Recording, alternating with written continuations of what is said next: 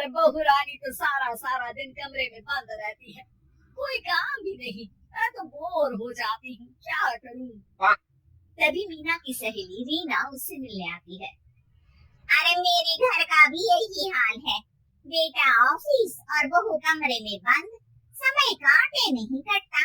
लेकिन अब सच मानो तो वक्त ही नहीं है कि वक्त से रोटी भी खा लूं। अरे बहन, मुझे भी बता दे कौन सा जादू चलाया है, मैं भी अब जिंदगी के बचे कुचे दिन आराम से काट लूं। दीवारें देख देख कर तो बोर हो गई हूँ मैं। रीना मीना को एक स्मार्टफोन देती है। ये ले, ये है वो छड़ी जो जादू करती है। इसमें मैंने तेरा फेसबुक अकाउंट भी बनाया है, एंजल प्रिया के नाम से। बस अब यहाँ दोस्त बना और सबसे बातें कर। सास को पहले तो उतना समझ नहीं आता है, लेकिन धीरे धीरे वो उसकी आदत डाल लेती है। माँ जी जल्दी से खाना खा लीजिए, मुझे थोड़ा काम है। अरे तू जा, मैं खा लूंगी, अभी वक्त नहीं है। और सासू माँ मोबाइल में मुंह गड़ाई जवाब दे देती है। बहू समझ ही नहीं पाती और वहाँ से कमरे में चली जाती है।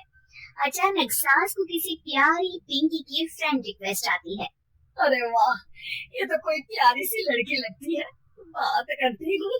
सास फ्रेंड रिक्वेस्ट अपनाकर बात करने लगती है। अब क्या था, सास सारा दिन उस सहेली से बात करती, अपनी कहती उसकी सुनती। एक दिन सास फोन पर ही सरगड़ाए। अरे बहू, जरा मंदिर के लिए थाली सजा दे, आज कीर्तन है। बहू फोन पर किसी को मैसेज टाइप करते कहती है। माँ जी क्या है, अब मुझे क्या पता कि आपको कौन कौन से भगवान की पूजा करनी होती है। तभी सास के पास कोई मैसेज आता है। अच्छा ठीक है, रहने दे, मैं ही कर लूंगी। अब मैंने मना थोड़ी ना किया है, कर देती हूँ मैं।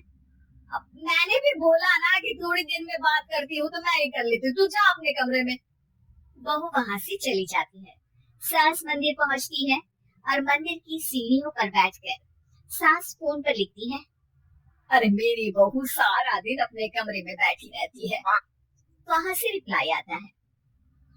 मैं आपकी बहू को तो जानती नहीं हूँ, लेकिन हाँ एक बात है, हो सकता है आपने उसे ताने दिए होंगे या फिर उसका दिल दुखाया होगा। ऐसा करने पर बहुओं का मन ससुराल से हट जाता है। याद रखिए, बहू और बेटी में फर्क होता है।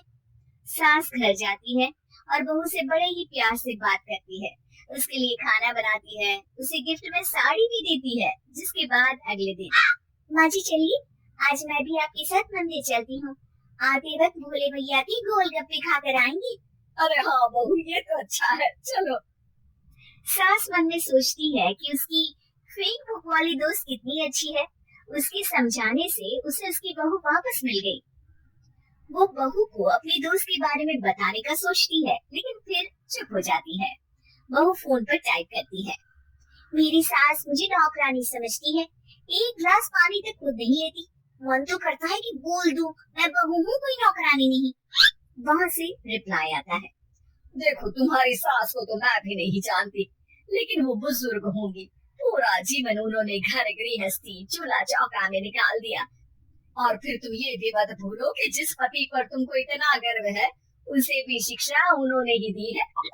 तो जिसने तुम्हें इतना दिया, क्या तुम उनकी थोड़ी सी सेवा नहीं कर सकती?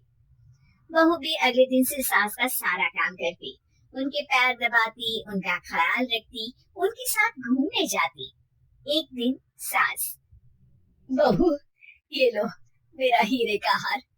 पहले तो सोचा था कि अपनी बेटी को दूंगी, लेकिन आज जब मेरे हाथ पैर में दर्द था, तो तुम मेरा साथ दे रही थी। समय पर खाना पानी देकर तुमने ही मेरा बुढ़ापे में साथ दिया।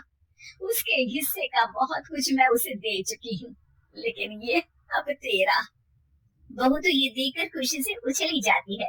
वो सास को गले लगाकर कहती है, माँ जी आज सच में बहुत अच्छी है। भला हो उस एंजल प्रिया का, जिसने मुझे आपसे वापस मिलवा दिया, वरना मैं तो हमेशा आपको गलत ही समझती। मैं तो सोचती थी काश वो एंजल प्रिया मेरी सास होती। क्या नाम लिया बहू? एंजल प्रिया तेरी फेसबुक फ्रेंड है? हाँ माँ जी, वो बहुत अच्छी है। उन्होंने ही मुझे बताया कि सास की कीमत क्या होती है। अरे बहू, कहीं तू प्यारी पिंकी तो नहीं? जी माँ जी, मैं ही हूँ प्यारी पिंकी। क्यों? सास बहू को गले लगाकर कहती है। मैं भी यही सोचती थी कि काश प्यारी पिंकी मेरी बहू होती। शुक्रिया बहू। सासू माँ, शुक्रिया तो हम दोनों को फेसबुक और सोशल मीडिया का करना चाहिए, जिसने हम दोनों को एक दूसरे से दिल से मिला दिया। अब तक दोनों को समझ आ गया था कि जो खुशी वो बाहर ढूंढ रहे थे, सच में तो वो उनके घर में